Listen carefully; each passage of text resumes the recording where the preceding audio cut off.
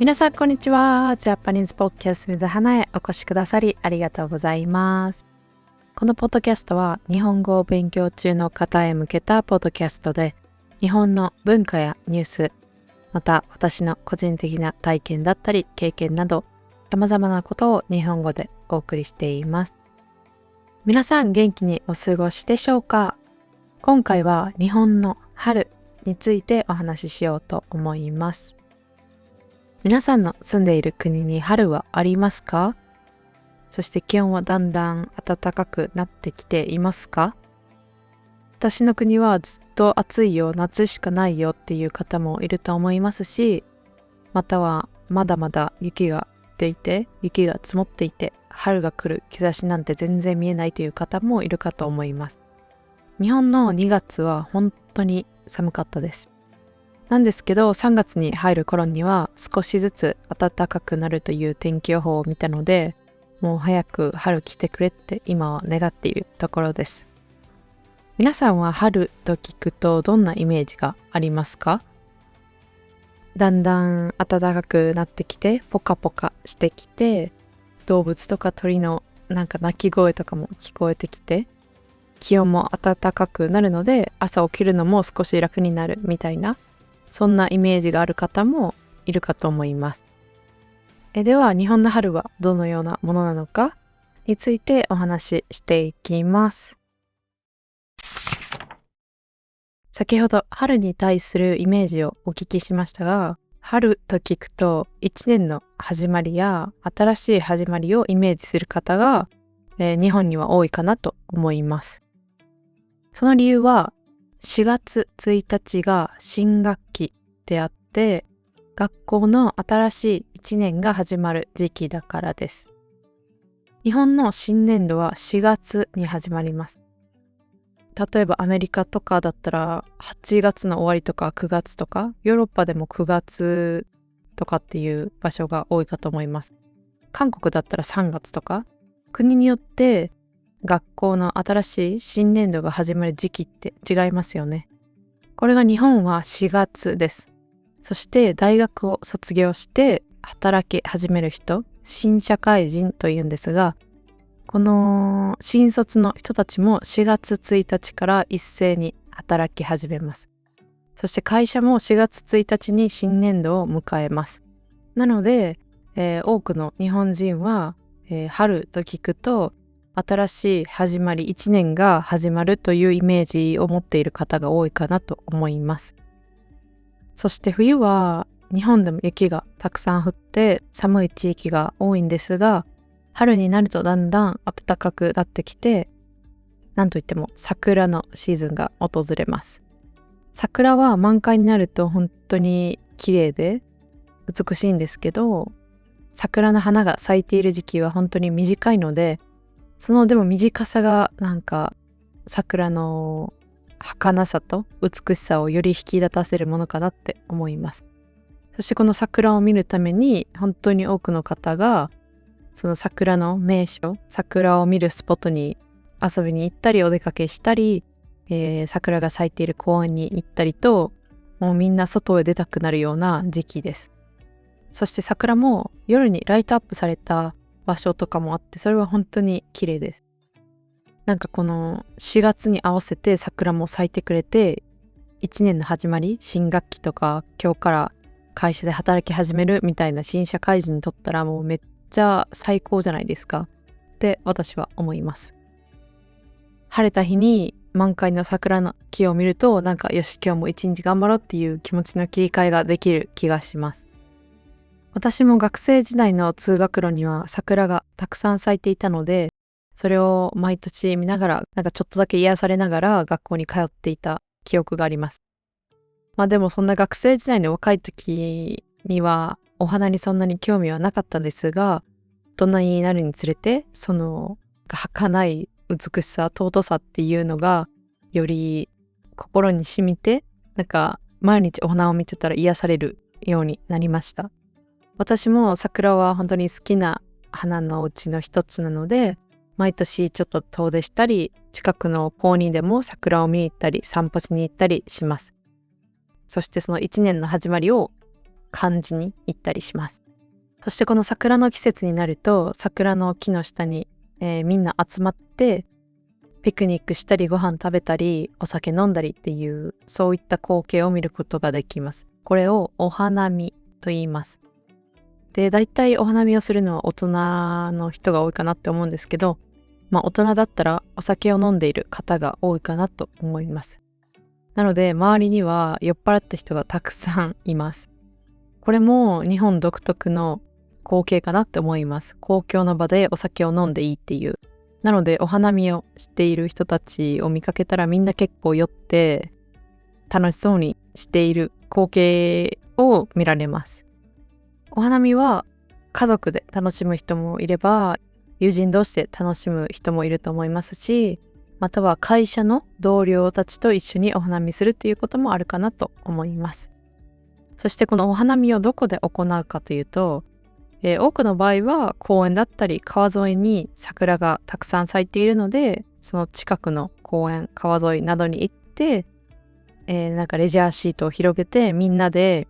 お弁当を作ってきたり何か買ってきたりお酒も持ってきて楽しむっていうのがあります。で、桜が咲くのは3月の終わり頃から4月の初め頃が日本の多くの地域で、桜が満開になる時期なので、この辺の週末に、ちょっと外に出かけるとこういったお花見っていう風景を見ることができます。数年前コロナがあった時はお花見ってみんなで大勢で集まるのでそういったのを避けようっていう風潮があったんですけど、今はもうそういった規制も全くないので、今年はお花見をやる人が多いのかなって思ったりもします。なのでもしこれを聞いてくださっている方で今日本にいるとか日本に住んでいる、日本に旅行に来るっていう方がいましたら、皆さんもそういった日本人に紛れてお花見を楽しむっていうのもいいと思いますし、桜ちょっと見たいっていうだけでもこういった日本人のなんか春の風物詩みたいなそういったのを楽しむことができるかなと思います。これはめっちゃ日本の春らしい週末の過ごし方だなって思います。日本では桜は本当にどこにでも咲いているというか、公園とか川沿いとかそういうのがあれば結構いろんな場所で見ることができるんですが、5つ本当に桜が綺麗なおすすめスポットをご紹介しようと思います。1つ目は弘前公園という場所です。これは青森県にあります。この公園は桜の名所として本当に有名な場所です。約50種類の桜があって、で満開の時期には、お城とこの桜の風景を一緒に楽しむことができます。これが本当に綺麗なのでぜひ行ってみてほしいです。私もまだ行ったことはなくて動画とか写真とかでしか見たことないんですけど、本当に幻想的な風景だなって思うので、もし機会があったら皆さんもぜひ行ってみてください。そして2つ目は吉野山という奈良県にあるところです。吉野山は昔から桜の名所と知られていて、本当に山一面に桜が咲くといった風景を楽しむことができます。山の山頂まで行って桜を見下ろす形で見ると本当に綺麗な光景を楽しむことができるので、ぜひ行ってみてほしいです。そして次は高遠城址公園という長野県にある場所です。ここには約1500本の桜の木があって、それが一斉に咲いた風景がとっても綺麗です。これもまだ私は実際には行ったことはないんですけど、綺麗だし有名な場所でもあるので、ぜひ行ってみてほしいです。では次は日中線しだれ桜並木です。これは福島県というところにある有名な場所です。日中線っていうのは昔の鉄道が走っていたところで、今はもう使われていない場所なんですけど、そこにあるしだれ桜というのがとっても有名です。しだれ桜っていうのは桜の枝、葉っぱがこう上から下に下がっていてカーテンみたいな感じで桜が咲いています。これがその他の桜とは違ってとっても美しい桜になります。私はこのしだれ桜っていうのがとても好きです。これは福島県にあって、少し日本でも北の方にあるので、4月の上旬とか中旬、4月の初めから真ん中ら辺にかけて桜が満開になるので、もし機会があればぜひ行ってみてほしいです。そして最後に紹介するのは東京都隅田公園です。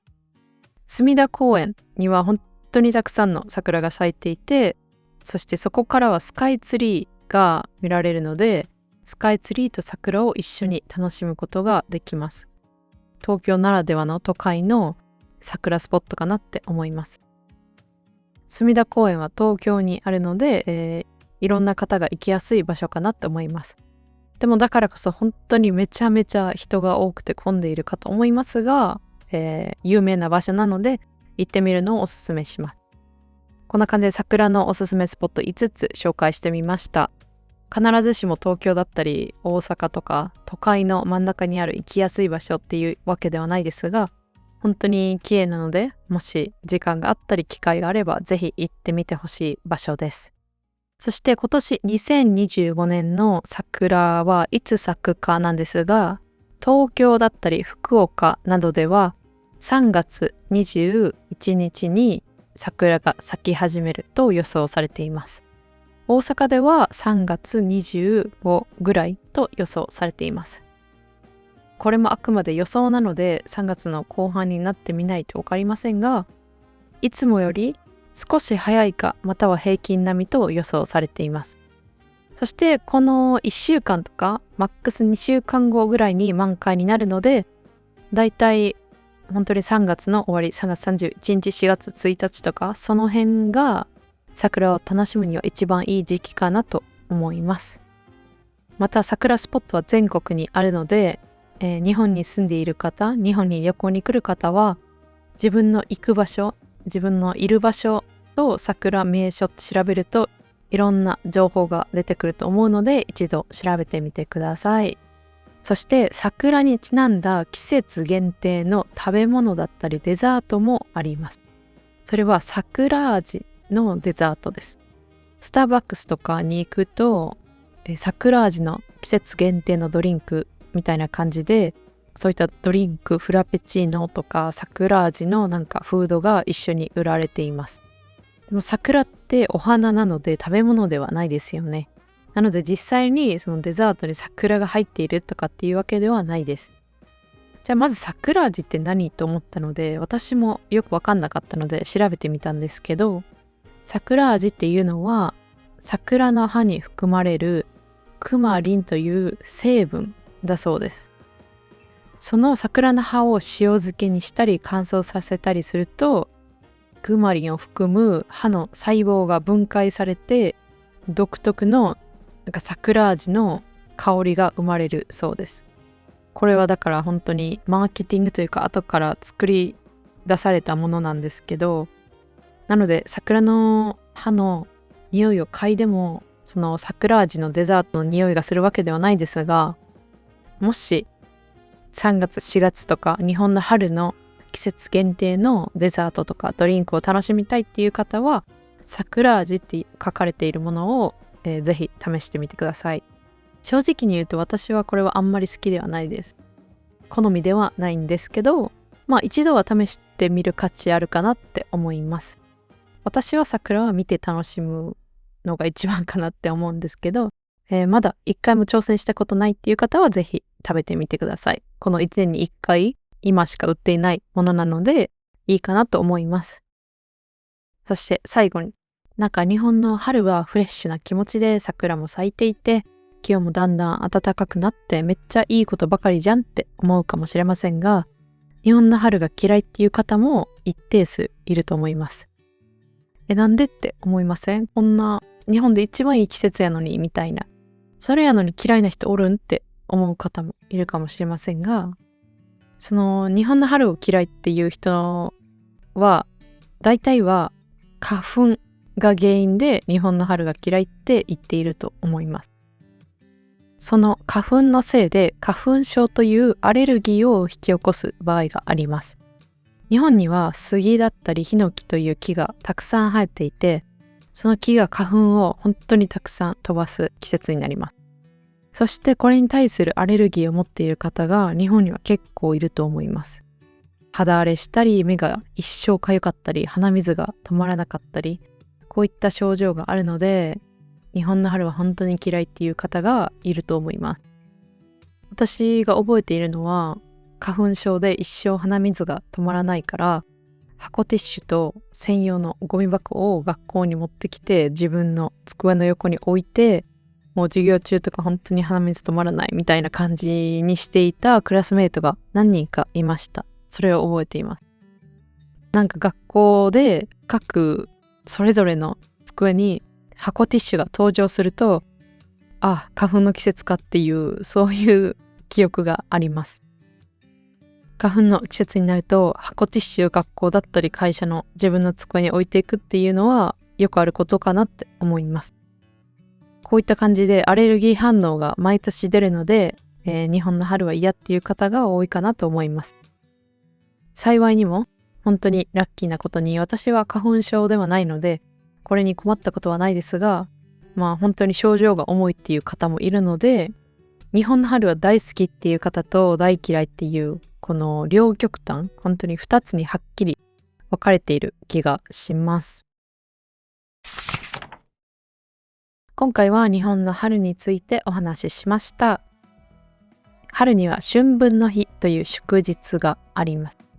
この日は昼と夜の長さがほぼ同じになる日で、どんどん気温が上がっていって暖かい日が続いて、日も長くなっていって夏に近づいていきます。冬は寒くてベッドから出たくない、辛い、もう嫌だ、ダラダラしたいみたいな、そう思ってしまう方が多いかと思います。私もそうです。そして1年の初め、よし今年はなんか目標を立てて頑張ろうって思った方でも、あんまりいいスタートが切れなかったっていう方もいるかもしれませんが、日本では春4月が1年の始まりです。なので暖かい空気と太陽と、そして桜を楽しみつつ新たな一歩を踏み出すタイミングとして、春を迎えてみるのもいいかなと思います。そして花粉症の方は本当に大変かと思いますが、頑張って耐えて乗り越えてください。そして最後にお知らせです。現在 Patreon と YouTube でメンバーシップをしています。動画のトランスクリプトが欲しい方、またはこれからも動画を作り続けるための応援、サポートしていただける方がいましたら、ぜひ参加お願いいたします。またすでに参加してくださった方々、本当にありがとうございます。これからも動画を作っていくので、楽しんで、見ていただけたらなと思います。今回はここまでになります。最後まで聞いてくださりありがとうございました。皆さんも桜が咲く季節を楽しんでくださいね。ではまた次回のポッドキャストでお会いしましょう。それでは。